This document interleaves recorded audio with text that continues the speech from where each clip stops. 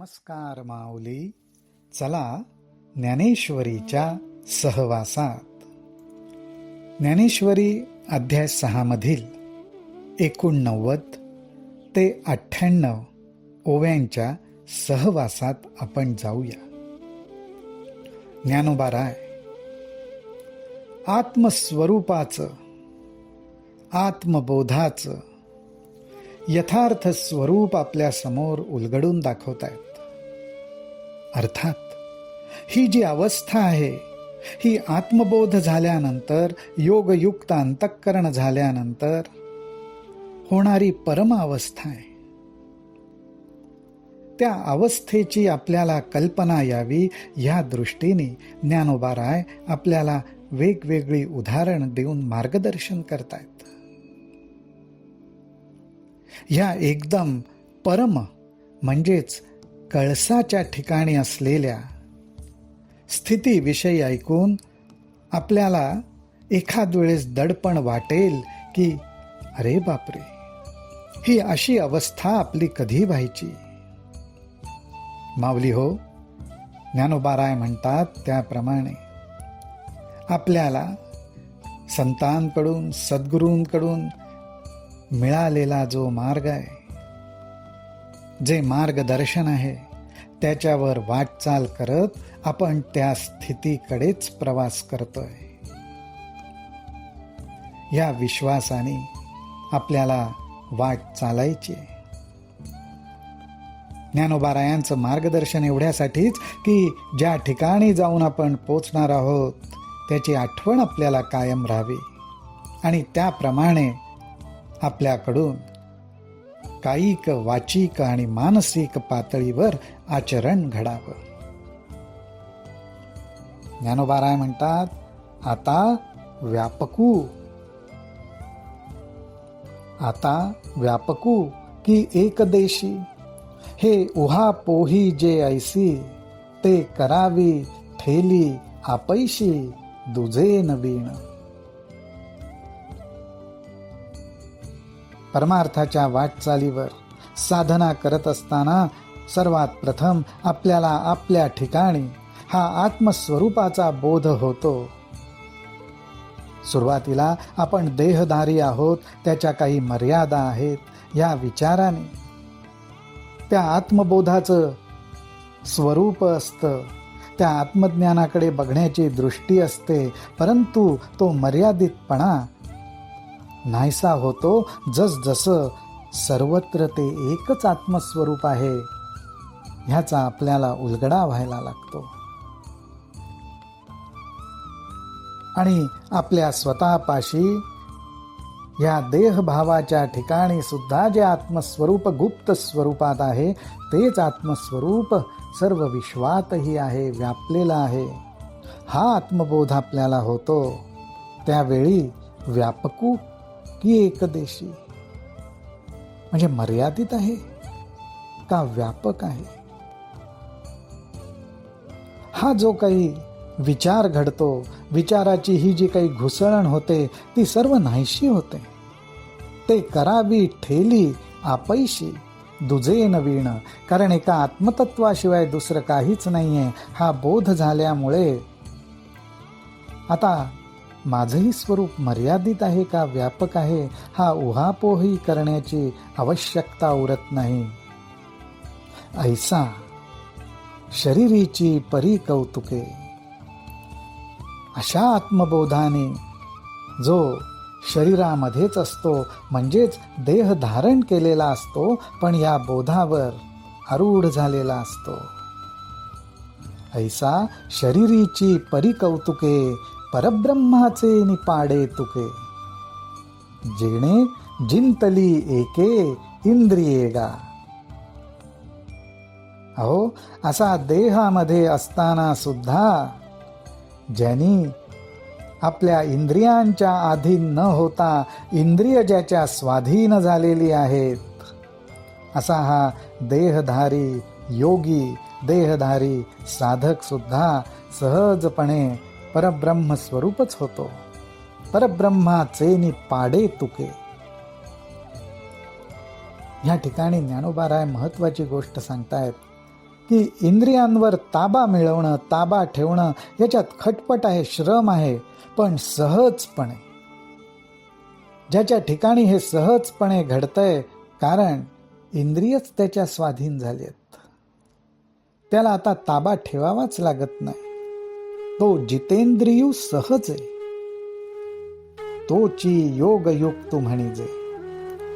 त्यालाच ज्ञानोबाराय योगयुक्त म्हणतात, म्हणजे त्या योगाशी समरस झालेलं म्हणतात.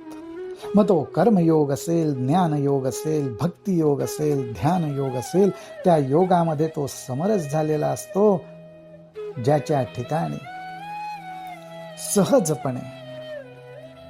सहजपणे इंद्रियांवर वर्चस्व मिळवलं जात असतं, इंद्रियांवर ताबा ठेवला जात असतो, मुद्दामून ठेवावा लागत नाही. जेणे साने थोर नेणिजे कवणे काळी. आपल्याला या जगाचा जो अनुभव येतो तो सर्व इंद्रियांच्या आधाराने येतो, आणि इंद्रियांच्या ठिकाणी अनुभव घेताना सदैव भेदभाव आहे, सदैव द्वैत आहे. पण केवळ इंद्रियांच्याच पातळीवर ह्या विश्वाचा अनुभव घ्यायचा, ह्या कल्पनेला मोडत जो आत्मभावनेवर या विश्वाचा अनुभव घेत असतो, त्याच्या ठिकाणी उच्च नीच, श्रेष्ठ कनिष्ठ असा कुठला भाव कुठल्याही काळी राहतच नाही. त्याचं उदाहरण सांगताना ज्ञानोबाराय म्हणतात, देखे सोनयाचे निखळ, मेरुये सणे ढिसाळ, आणि मातीयेचे डिखळ, सरिसेंची मानी. अहो, सोनयाचे निखळ म्हणजे सोन्याचं, शुद्ध सोन्याचं. देखे म्हटलंय, पाहायला सांगितलंय. अहो बघा की शुद्ध सोन्याचा मेरू सारखा एखादा पर्वत आहे. मेरू ये सणे, मेरू एवढा एखादा मोठा शुद्ध सोन्याचा पर्वत आहे, आणि मातीयेचे डिखळ, आणि त्याचबरोबर मातीचा सुद्धा तेवढाच डोंगर आहे. पण दोघांनाही सरिसेची मानी. अहो माऊली, त्याचा अर्थ असा नाही की त्या योगयुक्त अंतःकरण झालेल्या साधकाला सोनं ओळखता येत नाही, माती ओळखता येत नाही, असं नाही. सोन्याच्या ठिकाणी सोनच दिसतं, मातीच्या ठिकाणी मातीच दिसते. पण अहो, हे बाहेरचे वरवरचे गुणधर्म झाले. त्याचं मूल्यमापन हे वरवरच्या गुणांवर झालं, परंतु मुळात मातीचा पर्वत दिसणं, सोन्याचा पर्वत दिसणं हे एका आत्मस्वरूपावरच घडत असतं. त्या आत्मस्वरूपाकडे त्या योगयुक्त अंतःकरण झालेल्या साधकाचं लक्ष असतं, म्हणून तो सारखेपणानेच सोन्याच्या आणि मातीच्या डोंगरांकडे बघू शकतो. अशा ह्या योगयुक्त अंतःकरण असलेल्या साधकासमोर पाहता पृथ्वीचे मोल थोडे, ऐसे अनर्घ्य रत्न चोखडे. अशा ह्या योगयुक्त अंतःकरण झालेल्या साधकासमोर पृथ्वीपेक्षा सुद्धा अमूल्य, पृथ्वीपेक्षा सुद्धा असं अमूल्य रत्न आलं तरी त्या रत्नाकडे सुद्धा तो एखाद्या दगडाप्रमाणेच बघतो. देखे दगडाचे निपाडे, निचाडू ऐसा.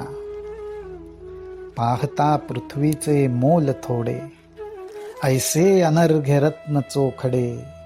देखे दगडाचे निपाडे, निचाडू ऐसा. अहो, आपल्याला वाटेल की त्या साधकाला काही कळत नाही का? रत्नाचं मोल काय, पृथ्वीचं मोल काय? अहो, पण त्या पृथ्वीनीच त्या रत्नाला जन्म दिला ना.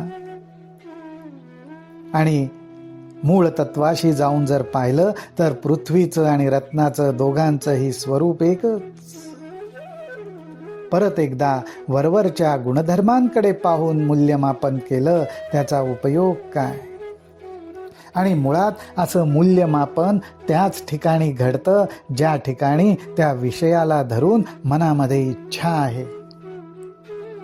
परंतु ज्यांनी आत्मानंदाचा आस्वाद घेतला त्याचं मन अशा भौतिक इच्छांच्या ठिकाणी निरीच्छ व्हायला लागतं आणि निरीच्छ व्हायला लागल्यामुळेच समोर अत्यंत अमूल्य असं रत्न आलं काय किंवा संपूर्ण पृथ्वी आली काय.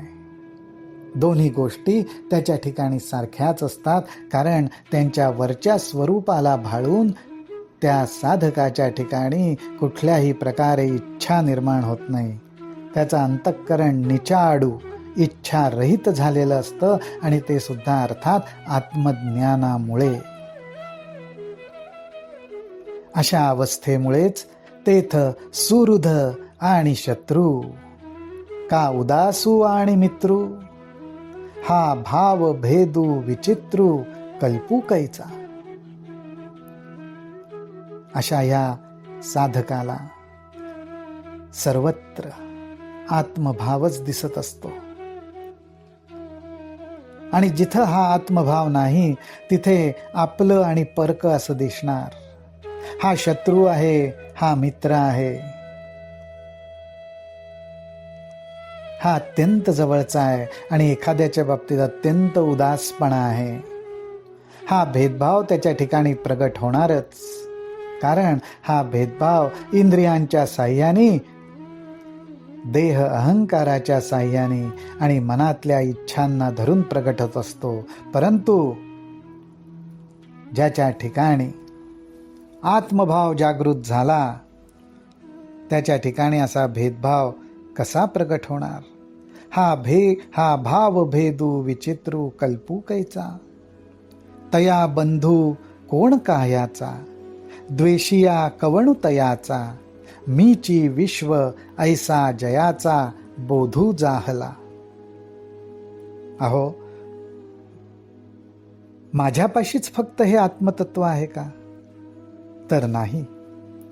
साधनेच्या सत्संगाच्या जोरावरती, परमेश्वराच्या कृपेच्या जोरावरती ज्याला असा बोध झाला की अरे हे आत्मतत्व सर्वत्र एकच आहे, माझ्यामध्येही आणि सर्वत्र जे आहे ते एकच आत्मतत्व आहे, याचाच अर्थ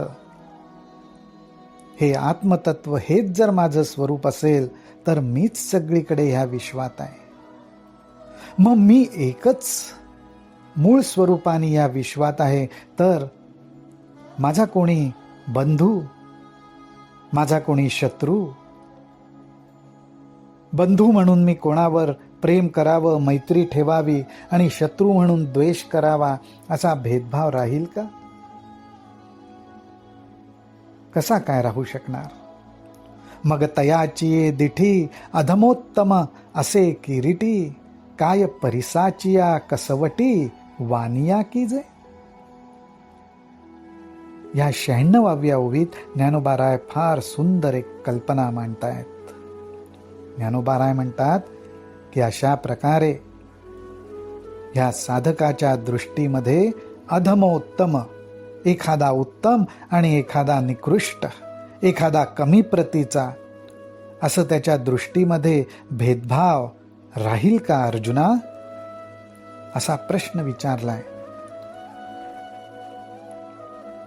आणि त्याला उदाहरण देताना परिसाचं उदाहरण इथे ज्ञानोबाराय देतात.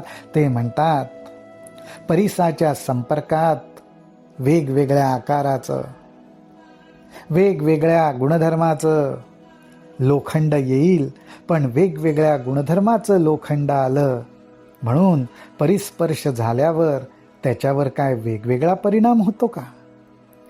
काय परिसाचिया कसवटी वानिया की जे. ते जैशी निर्वाण सुवर्णची करी, ते जैशी निर्वाण सुवर्णुची करी, तैसी जयाची बुद्धी चराचरी, होय साम्याची उजरी निरंतर. अहो, वेगवेगळ्या आकाराचं, वेगवेगळ्या गुणधर्माचं सोनं परिसाच्या सहवासात आलं आणि त्याला परिसाचा स्पर्श घडला की शेवटी निर्वाणी तो परीस त्या लोखंडाचं सोनंच करणार आहे. त्या लोखंडाचे गुणधर्म आणि आकार बघणार नाहीये. त्या सोन्याच्या गुणधर्माप्रमाणे, त्या लोखंडाच्या गुणधर्माप्रमाणे त्याचं सोनं होणार नाहीये. तर परीसाच्या संपर्कात आल्यावर जसं असेल तसं त्या लोखंडाचं सोनंच होणार आहे. असं परब्रह्मरूपी परीसाचा स्पर्श ज्याच्या बुद्धीला झाला त्याची आत्मबुद्धीच होते. तोपर्यंत त्या बुद्धीला गोष्टी वेगवेगळ्या दिसतील, बुद्धी भेदभाव करू शकेल, पण त्या बुद्धीला परिसस्पर्श म्हणजे आत्मबोधाचा स्पर्श झाला की होय साम्याची उजरी निरंतर. मग अखंडपणे, निरंतर, अखंडपणे, त्याच्यामध्ये अंतरच पडत नाही म्हणून निरंतर. अखंडपणे त्या साधकाला एकच बोध होतो, आत्मबोध होतो. आणि साम्य म्हणजे सगळेजण एका त्या आत्मतत्वाच्या आधारानेच प्रगट झालेले आहेत. त्या आत्मतत्वाचं साम्य सर्व ठिकाणी त्याला जाणवू लागतं. जे ते विश्वाळंकाराचे विसुरे, जरी आहाती आनाने आकारे, तरी घडले एकेची भांगारे परब्रह्मे. काय सुंदर उदाहरण ज्ञानोबारायांनी इथं दिलंय. ते म्हणतात, ह्या विश्वरूपी अलंकाराचं उदाहरण ते देतात. जो ते विश्वाळंकाराचे विसुरे, ह्या विश्वाच्याच रूपाने अनेक अलंकार परमात्म्याने घडवलेले आहेत. अलंकार म्हटल्यावर वेगवेगळी नावं, वेगवेगळं रूप आलं. जरी आहाती आनाने आकारे, वेगवेगळे आकार दिसतात. आणि ह्या सर्व आकारांनीच हे विश्व घडलेलं आहे, विश्वरूपी अलंकार बनवलेला आहे. परंतु अलंकार बनवताना जे सोनं वापरलेलं आहे ते मात्र एकच आहे आणि ते परब्रह्म स्वरूप सोनं आहे. तरी घडले एकेची भांगारे परब्रह्मे. त्या एका परब्रह्मरूपी सोन्यातच सगळं घडलेलं आहे. काय सुंदर उपमा ज्ञानोबारायांनी दिलेल्या आहेत. हीच दृष्टी ठेवून आपण जरा थोडंसं आपल्या बरोबर आजूबाजूच्या आपल्या जगाचं अवलोकन केलं आणि मनामध्ये फक्त हा भाव ठेवला, ही कल्पना ठेवली की अरे हा विश्वरूपी अलंकार आहे, त्यातलाच मी एक अलंकार आहे आणि आजूबाजूला दिसणारे सुद्धा ते असेच ह्या विश्वरूपातलेच एक एक अलंकार आहेत आणि हे सर्व अलंकार एका परब्रह्मरूपी सोन्यातनंच प्रगट झालेले आहेत. आपण आपल्या आराध्य देवतेच्या चरणाशी नामस्मरण करत हीच प्रार्थना करावी की नामाचं स्मरण करत, भक्ती करत, आत्मबोधावर स्थिर होत माझ्याही जीवनाचं सोनं होऊ दे. रामकृष्ण हरी, रामकृष्ण हरी, रामकृष्ण हरी.